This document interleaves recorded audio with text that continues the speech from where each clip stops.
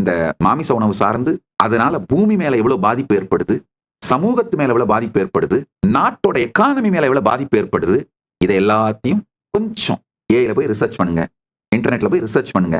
இந்த ரிசர்ச் எல்லாம் நானே கம்பைல் பண்ணி ஒரே இடத்துல அவைலபிளா பண்ணியிருக்கேன். ஆஸ் நித்யானந்தா ஏஐல போய் பாருங்க, படிங்கப்பா, யோசிங்கப்பா, தேடுங்கப்பா.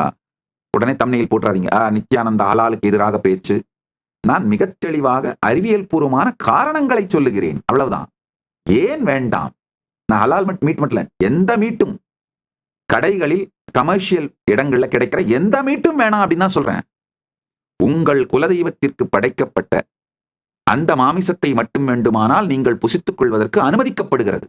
என்கரேஜ் பண்ணப்படல, நார்மலைஸ் பண்ணப்படல, அனுமதிக்கப்படுகிறது, பேன் பண்ணப்படாமல், அவ்வளவுதான்.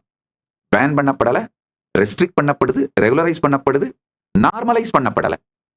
இதை முழுசா புரிஞ்சுக்கிட்டு உங்களுடைய வாழ்க்கையை அமைத்துக் கொள்ளுங்கள். என்கிட்ட தனிப்பட்ட ஒப்பீனியன் கேட்டா முழுக்க முழுக்க மாமிசத்தை ஒதுக்குங்கள் அப்படின்னு தான் சொல்லுவேன்.